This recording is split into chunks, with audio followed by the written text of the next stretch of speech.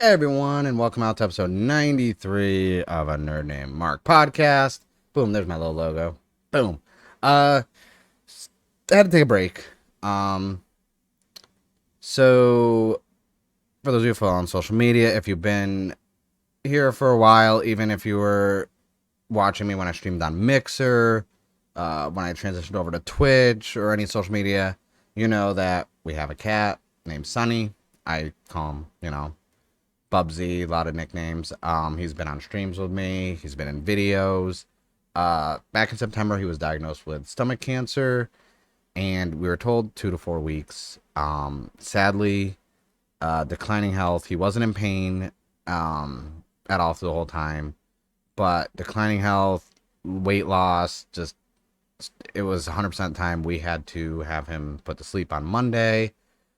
That's why there hasn't been a podcast, just kind of between work and just that was a tough situation. I've had a lot of pets, and it's something you don't get used to. It's something you shouldn't get used to when you have to a cat has to be put to sleep, or a dog, or any pet. Um, it hurts the same amount every time, and it sucks. So I just I took a break from social media and just kind of worked and kept myself distracted and busy with. If you're watching on videos, you can see this nice stack of model kits. I'm gonna keep myself busy, distracted. Um, but I felt, hey, I'm feeling a little better, a little more energized emotionally, so I can actually do a podcast and you know I just felt like making content. Like I just didn't. At the time, I didn't want to do anything. I didn't do any YouTube videos. I had a whole bunch of like batched videos I already had uploaded in the drafts, and scheduled and ready to go ahead of time, anyways, because I bulk record. So I was like, yeah. I just from a news content standpoint, I didn't want to record anything. I just didn't feel like I just been like I said, I've been playing video games and building model kits and working, just keeping myself occupied. So yeah, it was tough. He's gonna be missed. If you've seen, like I said, if you've seen any my mixer streams, he was on a lot. Um, he was in a few of my Twitch streams, a few videos. But yeah, he was 16, and the stomach cancer uh got really aggressive. But that being said, that's just like why there's been. I think it's been like almost 2 weeks without any content or longer. I don't know. Uh, Happy Thanksgiving, everybody. Let's lighten the mood. Happy Thanksgiving. At least it's Thanksgiving when I'm recording this. Uh, it will be probably up Saturday. um, so yeah, a lot going on. Other than that stuff, just been comics, a lot of movies and freaking TV shows, and just a lot of nerdy stuff going on. Especially this upcoming weekend, or while this is live, we're getting the San Diego Comic Con special edition. Sadly, I will not be going. I wish I could, but it's just with everything else going on right now, and now apartment hunting on top of everything. It's just like I don't. There's just no time to really go. Um, and mainly I was gonna go just for like Bluefin and Bandai and like the Team Kamen Rider like panel. So I was only gonna go from one thing really. So and also right now in San Diego, if you've seen my post, you've seen some of my videos. There's a Gunpla Bandai like Hobby USA store pop up shop here in San Diego. Um, which is a majority of the model kits that I have next to me came from, and I will be going over that stuff. So that's kind of there's been stuff there, so I've been buying that stuff. I was like, I don't need to buy more stuff. Like I'm running out of space. Like I'm currently trying to organize all my stuff. It's sad they have more stuff on the way. Um, it's becoming a problem with storing and organizing to the point where I'm constantly having to restructure and organize all my shelves to make room and display stuff because I don't like most of the stuff I buy. I want to display. I don't want to just buy stuff and keep it in a box and put it in the closet. I like to display stuff. Like I have all the stuff behind me, next to me, and then on the other side of the apartment, I'm looking at a coffee table covered in boxes of stuff that I need to organize and put away in the closet to save space for now. A lot of model kits, a lot of Gunpla, Mini Pla, Kamen Rider stuff. I got more NECA Toonie Tears because I finished the next set of 6 for Wave 6, which was Captain Blake from The Fog, the Miner from My Bloody Valentine, Herbert West from Reanimator and Elvira. So I got those 4, and then I also found the Jaws set that was amazing. Like, that was a good find. Found that in Target, so I didn't end up paying those reseller prices because I hate those reseller prices a lot.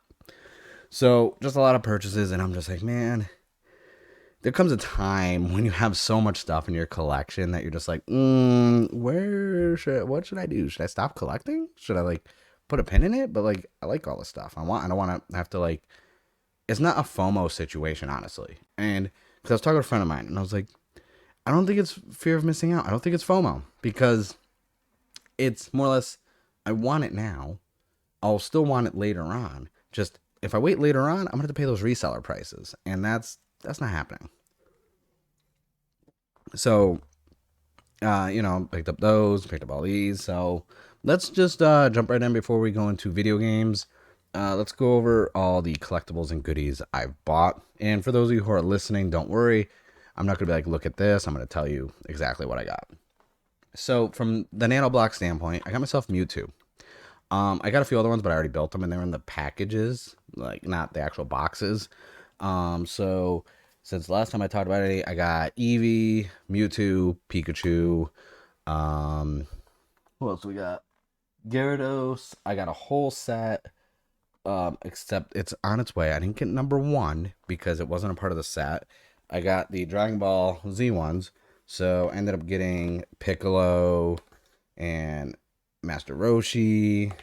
We got Raditz. We got regular Gohan, because I already made the Super Saiyan Gohan, and Vegeta. So those are being made next, because I already finished making like Mewtwo and the other Pokemon ones. And then from the, actually, because this wasn't from the Bandai pop-up shop, I ended up at Target because it was $10. I do like the entry grade model kits. I have the Kamen Rider Saber, and I have the Kamen Rider 01 entry grades. They're actually really good. I like them for how they look on display, and they're very sturdy and solid because there's not so many pieces and moving parts. So I ended up getting the RX-78 American type Gundam entry grade. For $10, I was like, yeah, that's an easy purchase.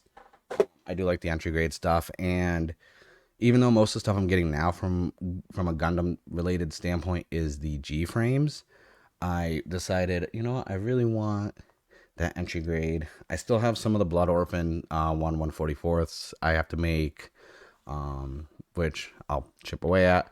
I did get some of the Limit Breaker sets as well, like Burning Gundam. I think that's called a Burning whatever. I got a couple of those. But those were Target. Those weren't from the Bandai Pop Shop. But for me right now, Gundam is really just a lot of the G frames. I like the way they look. I like how simplistic they are, and I can fit more on a shelf than I can anything else. And they actually are very sturdy and easy to display. So that's been. I might do a video or something, go over all of them, because I do have quite the collection. I think I have a majority of them that have been released. I haven't made all of them. I still have I have a backlog of stuff I need to make, honestly. But from the Bandai shop, the most recent week 2, which I have a video going up soon. I have to edit because I put my week 1 haul video up. I have a week 2 one I've recorded. I got the electromotive style injection machine from the actual Bandai Hobby Central. Like, that's so cool. I was like, that's pretty neat. That's unique. Like, it's actually the machine at their facility. So I was like, that's cool. Then, obviously, from Kamen Rider. Everyone knows I love Kamen Rider. I got the Deno. It comes with the sword form and the platform. That's the next model kit I have to make. So far, I've made almost all of them. Made half. And then I got the SDW Heroes, the Heroes Clear Color set. I think, honestly, I'm going to get more into the SDW Heroes. More than anything, I like the size. They remind me of the G-frames because they are like chibi, smaller. But this is the clear set that comes with the Nobunaga, the Wukong Impulse, and the Sergeant Verde Buster Gundam. So I was like, you know what? This looks slick. I like this. Like, this is from the Gundam World Heroes. I was like, yeah, that's probably my next rabbit hole I'm gonna dive down. But I'm gonna wait until I get some of my building backlog done before I decide to dive in all these, because I'm really far behind. Also, I did get the Kamen Rider X8 Action Gamer Level 2. This one I've already built. Um, this one, it was a lot of fun to build. I love building these. Like, it's been really relaxing and really, like, kind of keeping me, like, focused and whatnot lately. Then we got the Kamen Rider build, Rabbit Tank form. This one I built also already since the last episode of the podcast. And then I got my Kyuga Mighty form. Also built that already too. I'm noticing a trend right now. And then we got Kamen Rider Hibiki, which I have not built yet. This is the next one I'm probably going to build before the Deno sword and platform. Just because I want to build it. And that's really it for like the model kits and stuff I'm building. Also, from Nano Blocks, I got this Nano Block Pad. This thing has been such a savior when building. It's like rubber. Like, I have a video going over it, recording it, like, reviewing it, and like why this is essential. If you're getting into nano blocks, this is something you need. So there's a video going up for that. But that's it. That's for like all my nerdy collectible stuff from like collectibles. Let's get into games, because obviously I've been playing games. I'm still playing Pokemon Unite. Honestly, yeah, I'm balls deep in Pokemon Unite. I did pick up Pokemon Brilliant Diamond. Diamond is actually Gen 4 I never played. I stopped after Gen 3. And then I didn't play another Pokemon game until Black and White. And then I didn't play Black and White 2. And then I played Pokemon Y. And then nothing until Sword and Shield. So, I mean, from a timeline standpoint, I've gone back now and I've played Moon. But I never played Diamond, Pearl, or Platinum. So I was like, you know what? I'm gonna pick up Brilliant Diamond. I want to play this. It looks good.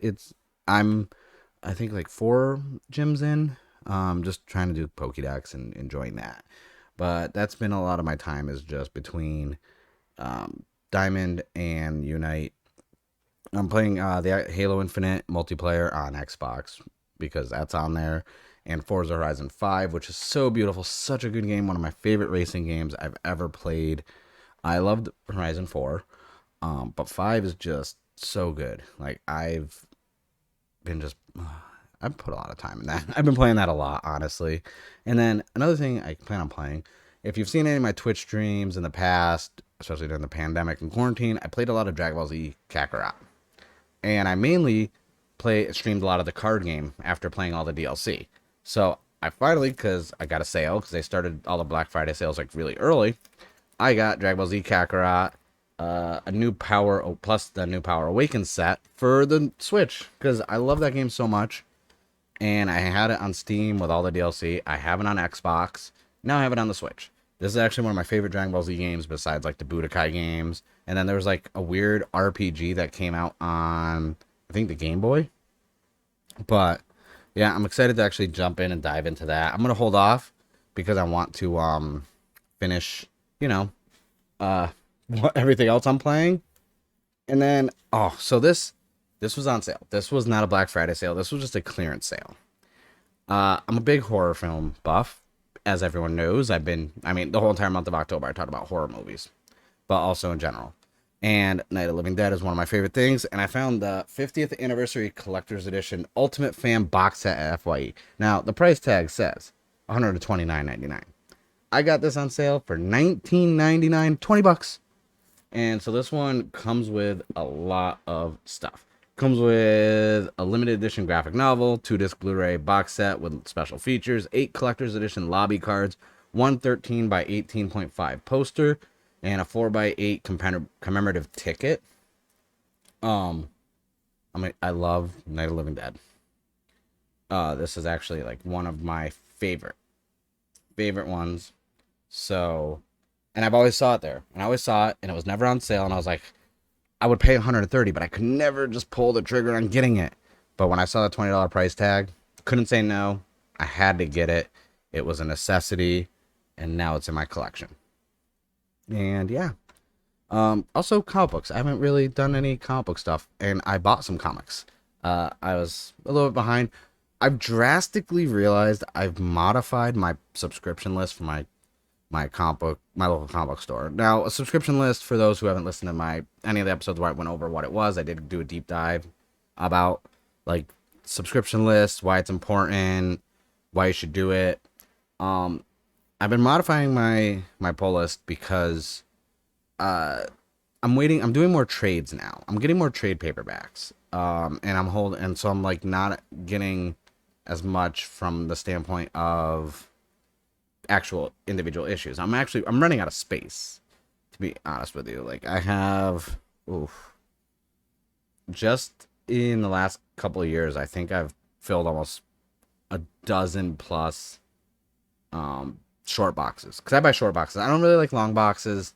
Um, I know it's more practical, but from a space standpoint, it's easier for me to have short boxes. So I've modified my pull list so much that I actually don't get a lot of comics. So going forward, the comic book section of the podcast, so to speak, when I talk about comics I pulled, I'm not gonna have a lot to talk about. So just be forewarned. And the subscription list. So what it is, a lot of local comic book shops do this. And it's so you can kind of, one, guarantee the comics you want, and two, kind of gauge what they order. So it's a big list, and you'll be like, oh, say you want, like one of my comics that I talk about a lot, Donny Cates writing Thor. Say you want Thor. You go in there, be like, hey, do you have a subscription list? They're like, yeah, okay. I was like, hey, get down your name, your phone number, all that good jazz. And you're just like, yeah, here's what I want. I want Donny Cates Thor. I want Life is Strange. I want Hickman's X-Men. I want Mighty Morphin and Power Rangers from Kyle Higgins. Or not Kyle Higgins, Ryan Parrott. I want Radiant Black from Kyle Higgins. I want, all these, you want, like, for me, I pick up a lot of tie-in stuff. So I get a lot of video game comics too. So I'll get, like, Life is Strange.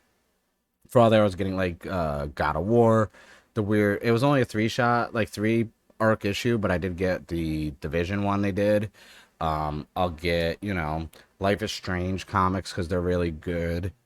Even though I already said that, and I'll get like Stranger Things. I get a lot of Archie comics also. This and that. So it's like easy to just, you give them the list. You're guaranteed to get those because I'll place the orders now. Whereas, then you don't have to go in and hope it's on the shelf. And also kind of gauges, like, if you say you want something really obscure, like I like the Stranger Things comics. So if I didn't put that on my list, they might not even order them. And because, like, there's some obscure ones that I used to order, but they're done. And they even said I was like one of like two people who had them on their pull list, and they would order the bare minimum, then they put some on the shelves, and they noticed they were selling because they were on the new release wall, and then more people were adding it to the list. So it's kind of like a trickle effect. So having a pull list is very important. And if you are a comic collector, or getting into it, or you want to start getting comics, find a local comic book shop and ask them if they have a subscription list or a pull list, depending on how they want to word it.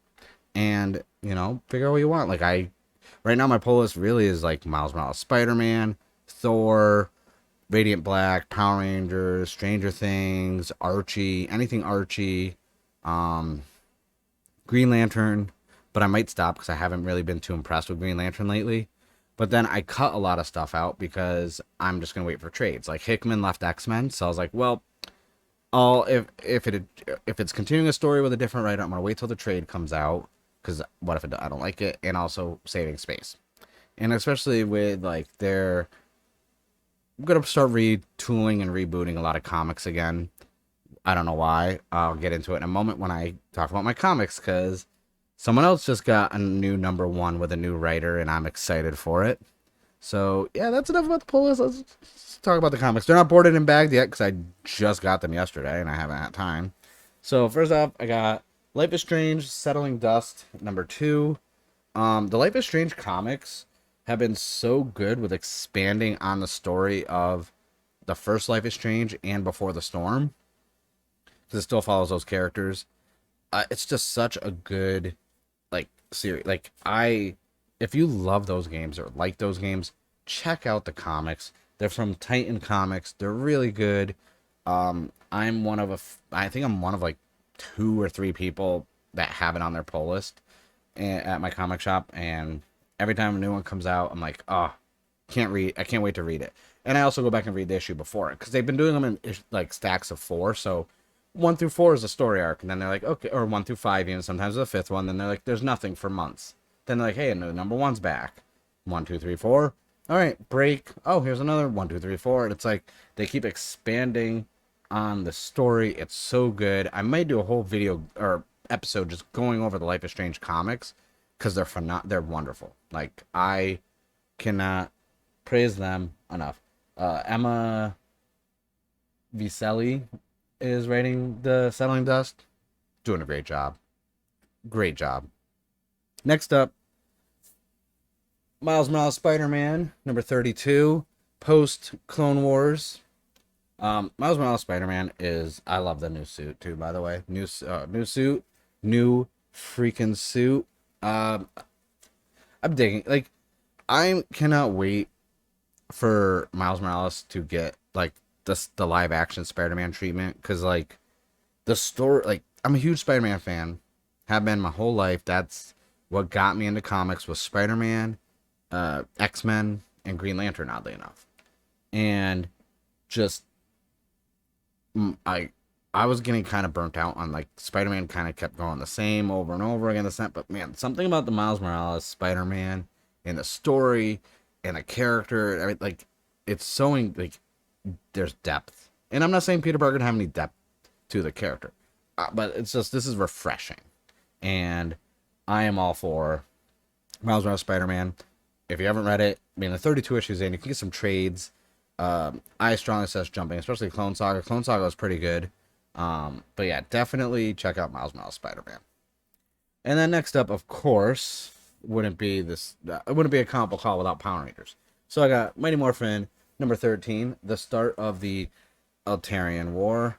And then I have Power Rangers 13 also. And obviously, with the normal base covers, they are connecting. So, really cool. Definitely enjoying what's been going on. So there's been this thing on the internet where everyone's like really just not having how dark and gritty the comics have been, and giving Ryan Parrott some grief about it, and being like, why can't it be campy? That's not, because if Go-Go Power Rangers, Cinegraze, right, like, working on that was like more upbeat, like day to day, they're in school, this and that, and not so like super serious of a comic series. Whereas the Mighty Morphin and Power Rangers, they've been a little darker. They've been deeping into building some lore and some world building, and relying heavily on Draken. It's true.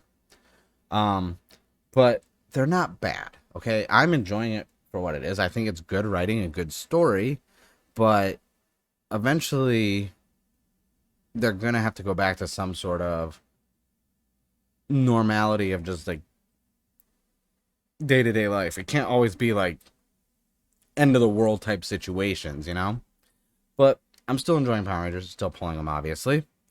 And next up, number 2 of a 12-issue limited series, DC versus Vampires.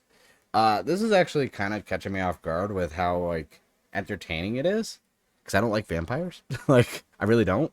Also, to an extent, even though it's contradictory, I really don't like zombies that much either anymore. I mean, obviously, going back and watching a classic is different, but, like, I think The Walking Dead kind of killed zombies and kind of oversaturated the market.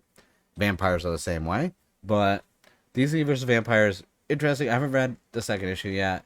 I'm curious because I believe it is the same writer who's been doing Something is Killing the Children, and my next thing I'm going to talk about, House of Slaughter number 2.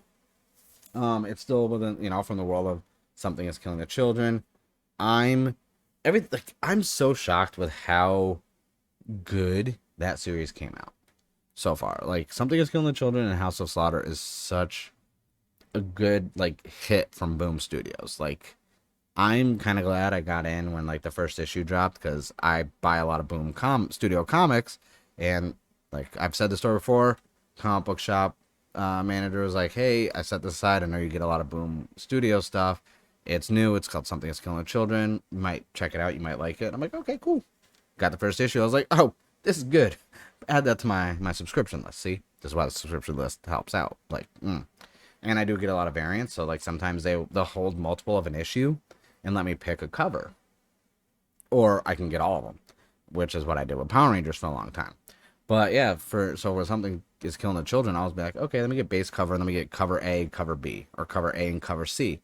So I ended up having duplicates, and then the comic got popular, and I feel you could sense where I'm going with this. So then I noticed the reseller market, the market that I hate the most. And you come on tough times, you come on some struggles, and I was like, well, I got 2 copies. I don't need 2 copies of these comics. Like, I just bought them because I thought both covers were really cool. And the next thing I'm selling them, and keeping obviously one cover for myself. Uh, but yeah, I ended up getting rid of a lot of the duplicates, and it they were lucrative. And but House of Slaughter and Something is Killing Children, if you haven't gotten into them yet, there's 3 volumes of the trade that are out now for Something is Killing Children. Pick those up. Go add the new comic, that comic to your pull list, and stay current with it. Post the trades. You won't. It's really good. Like, I am enjoying that comic. It's probably one of my favorite comics, like, that have come out in the last like 5 years. Speaking of favorite comics, I've got my number 10 for Radiant Black. Um, Kyle Higgins is killing. Like, as someone who likes Tokusatsu, Power Rangers, like Ultraman, Super Sentai, stuff like that, it's nice to have like a new original heroes that have no source material to, like, compare it to. Because let's face it, with things like Power Rangers, the Ultraman comics, even Godzilla comics, you're going to compare it to the source material and be like, well, it's not as good, or it's so different, so far removed. But Radiant Black, because it's original world, Kyle is building this world up from the ground up with no, you don't need it, you don't have nothing to compare it to. And I don't mean that just from the standpoint of source material. I mean in general, like from a superhero comic, like that style of superhero stuff, like heroes like morphing and suit. Like, there is no competition. This isn't a league of its own. Radiant Black is definitely, like, you have to look out for this. Like, I mean, we're 10 issues in, so it hasn't even been a year yet. I'm highly I'm saying it right now. Add that to your list. Read Radiant Black. It is so good, and they're expanding soon with another like it's. And I believe Ryan Parrott's coming over with Kyle to write, and they did so good with Shattered Grid that I'm like, this is gonna be a juggernaut of a comic. And Image was smart to pick this up. Like, I'm pretty sure there's some publishers that are probably kicking the. I don't know the process of how Kyle pitched this to different publishers, this and that. But if anyone said no before Image said yes, I'm sure they're kicking their own ass right now, because this is going to be the comic to look out for. Also, I mentioned, that I get, crossover comics from like other forms of media, whether it's a TV show, video game. I got the issue number 3 of 4 for Stranger Things, The Tomb of Yvonne. So one more issue and this is done. Another thing, just like the Life is Strange one, Stranger Things, they do a lot of stuff in arcs of 4, and it's been really cool, like backstory to the characters and like side stuff. Like, there's one 4-part one that kind of talked more, like gave us more backstory for 11 and everything that was happening with the training and tests done on her and this and that. Like, the comics are good, and they're like 4 issues, easy to digest. You can get the trades also after the fact, but the covers are really cool too. It's really tough for me to like pick a cover because I didn't want to get more than one. They do some that are like pop culture references. Like, there's a couple Goonies related, covers, and I was like, ah, so good.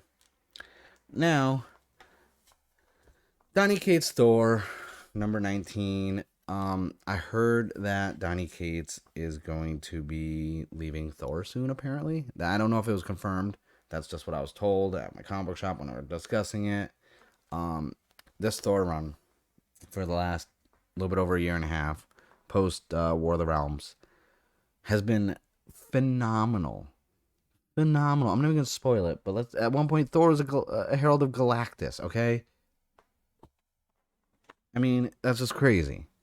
And you know how I feel about Donny Cates. Between this and crossover, and now the next comic, because I'm hinted, and I told you that another comic is getting rebooted with a number 1.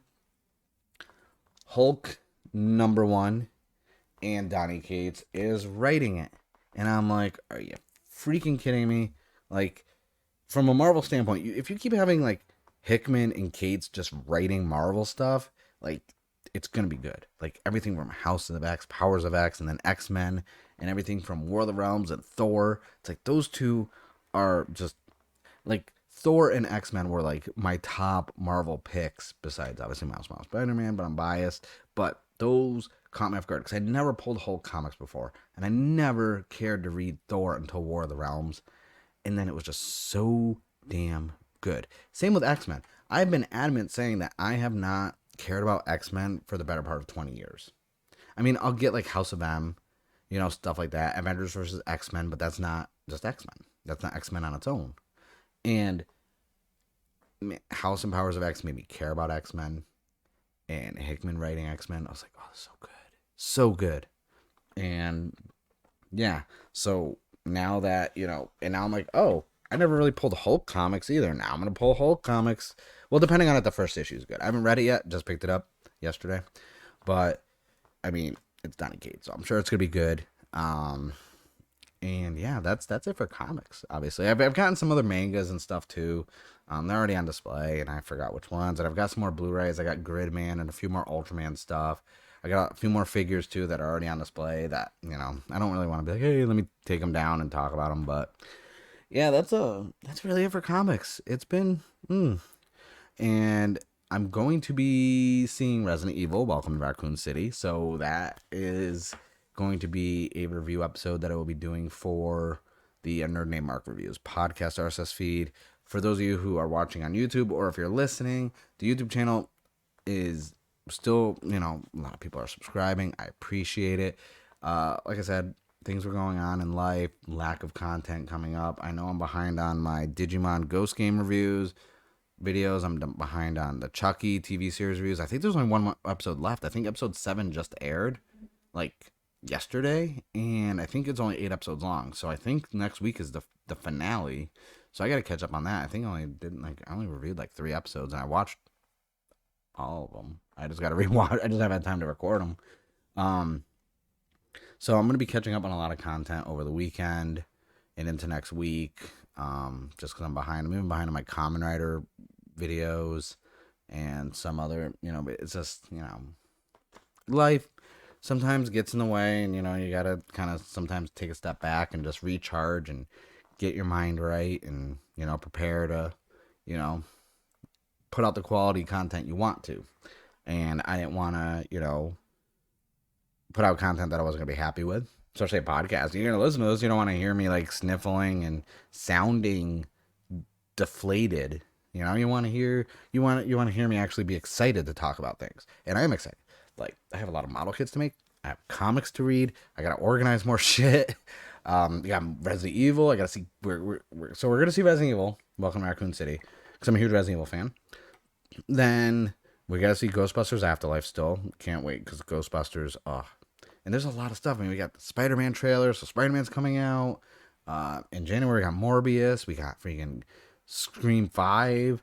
Like, there's just a lot of good movies now. And I'm just like, I can't wait. We got The Matrix, but that's going to be on HBO Max, so I'm going to watch it on there. I did watch I think I talked about it last episode anyways, but I am going to talk about it and do a review for it. I watched the newer Paranormal Activity. That was freaking weird. Like, really weird. Like, weird. And then I watched Shang-Chi 3 times already. Amazing film. Oh my god, so good. Love that movie. Easily my top 5 Marvel. It's up there with like Winter Soldier and Civil War. It's so good. If you have Disney Plus, go check it out. Obviously, you already have. And then there's actually like a series on there where they do like making of behind the scenes. There's a whole hour and 6-minute long behind the scenes for Shang-Chi, and it's so good too. Obviously, I'm a fan of the character. I actually have a lot of the older comics, like not near mint. They're pretty beat up because I had them for a long time. But I have a lot of the comics. I used to read them, and they were good. They were good for what they were. This film exceeded all my expectations. But yeah, so I got a lot of stuff that I'm gonna be working on from a review standpoint. This and that. Just have to now find time now that I'm recharged and refreshed and level-headed and back and ready to just like pound out some content. Lot more freaking Nano Block stuff coming, model kits, just everything. So if you're watching this on YouTube, thank you guys for watching. Subscribe to the channel so you can see more videos and check out some of the other ones I talked about. If you're listening to this on whether it's Apple Podcasts, Spotify, iHeartRadio, Google Podcast. I don't. They keep changing the name. Is it Google Podcast or what is it? I don't even know what it is anymore. Podcast Republic, Podbean, all those ones. You just type in a nerd named Mark podcast. You get it. I got the RSS feed for reviews. That's gonna be updated. That's the nerd named Mark reviews, which is the green logo. The tan burnt copper logo is the main flagship. And the nice, little muddled green, little forest green. That is the review logo. So if you see the green, that's some reviews. Easy, digestible, under 15-minute episodes. Usually they're about 8 to 12 minutes. Whereas this is, where everything is the meat and potatoes is the Nerd Named Mark podcast. Thank you guys for watching. This is episode 93 of a Nerd Named Mark podcast. The road to 100 is upon us. Obviously, if I didn't, take breaks and here and there, I'd probably already be there. But hey, we're almost at 100 episodes, and I already have to start planning what I'm going to do for it because that's coming up soon, and possibly before the year's over, because I have some special other episodes, and I have a vault episode that I recorded that I really want to put on here, so I'm going to be doing that. So if you're on any audio podcast listening things, make sure you subscribe so you can see when new episodes are dropped. If you're on Apple Podcasts, go ahead, leave me one of them little 5-star reviews. Be like, hey, Mark, good job. We listened to this. Or something of that nature. But yeah, I thank you guys for watching or listening. Appreciate all the messages everyone has sent me, reaching out to me, and my lady about our cat. We appreciate it, the support, the condolences, everything like that. Really means a lot. But yeah, I thank you guys. This has been episode 93 of a Nerd Named Mark podcast. My name is Mark. And I'm a nerd.